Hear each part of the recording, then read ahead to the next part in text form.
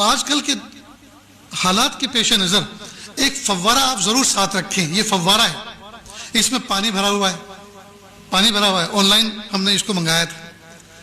اس کا فائدہ یہ ہے کہ آدمی اگر حرم میں بیٹھا ہوا ہے اور اس کا وضو ٹوٹ گیا، اب اگر آپ حرم سے باہر نکل کر واپس جانا چاہیں تو یہ ممکن ہی نہیں. پولیس والے جانے نہیں دیتے، بھیڑ اتنی ہے.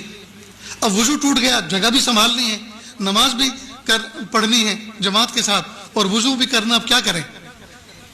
تو آپ ایسا اپنے ہینڈ پرس کے اندر ساتھ میں ہر وقت پانی بھر کے رکھیں اور اس سے آپ وضو کر لیں. اس سے وضو کرنے کا طریقہ بہت آسان ہے.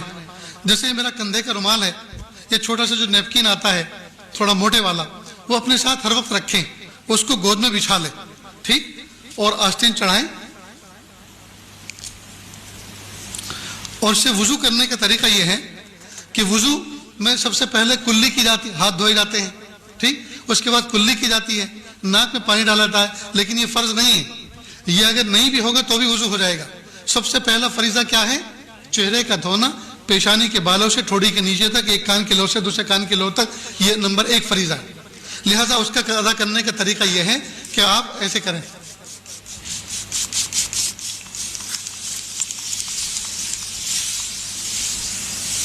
دیکھو میرا منہ بھیگ گیا نا، اس کو میں نے مل لیا. اور شریعت کا فقہ کا اصول یہ ہے، جس عضو کو دھونا ہے اگر اس میں سے 1-2 قطرہ پانی ٹپک گیا تو وہ دھلا ہوا سمجھا جائے گا. یہ تو قطرات تو ٹپک گئے تو چہرہ دھل گیا. اب ہاتھ دھونا ہے جی. دوسرا فریضہ انگلیوں سے لے کر کوہنی تک، کوہنی سمیت اپنا پورا ہاتھ دھونا، دونوں ہاتھ دھونا. تو اس کا طریقہ یہ ہے کہ آپ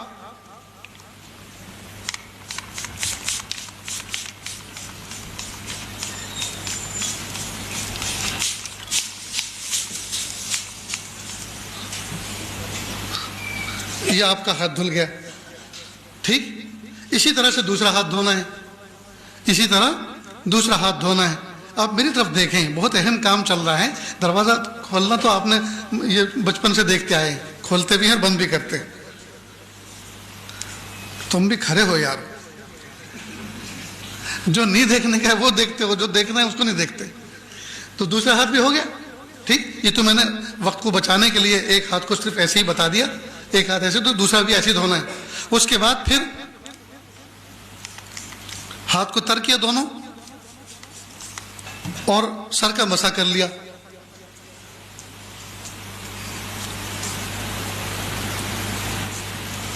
ہو گیا مسح. اسی طرح دونوں پیر کو دونوں. اب نہ دریا بہا، نہ نالی چلی، نہ جو ہے کسی کو کراہت ہوئی، آسانی کے ساتھ بیٹھے بٹھائے اپنی جگہ پہ حرم میں آپ نے وضو کر لیا.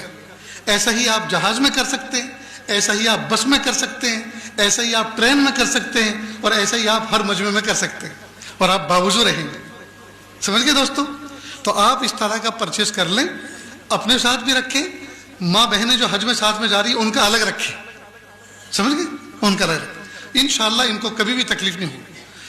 میرے دوستو، سفر میں کوشش اس بات کی کریں کھانے پینے پہ کنٹرول ہو. دیکھو آپ بھوک برداشت کر سکتے ہیں، لیکن کھانے کے بعد جب استنجے کا تقاضا ہوتا ہے، اگر مناسب جگہ نہ ملی تو وہ برداشت نہیں کر سکتے. بھوک برداشت کرنا آسان ہے، لیکن کھانے کے بعد جو استنجے کی ضرورت پیش آتی ہے، اس کا اگر مناسب موقع اور مناسب جگہ نہ ملی آدمی پریشان ہو جاتا ہے. تو کھانے پہ کنٹرول رکھیں. خاص طور سے حج کے 5 دنوں کے اندر کم سے کم کھائیں، تاکہ آپ کو زیادہ سے زیادہ ٹوائلٹ اور اس سے جو ہے آپ کی حفاظت ہو سکے، اور آپ کا وقت وہاں لائن لگانے میں نہ گزرے، بلکہ طاعت و اذکار، ذکر و اذکار میں گزرے. اتنی بات یاد رہے گی.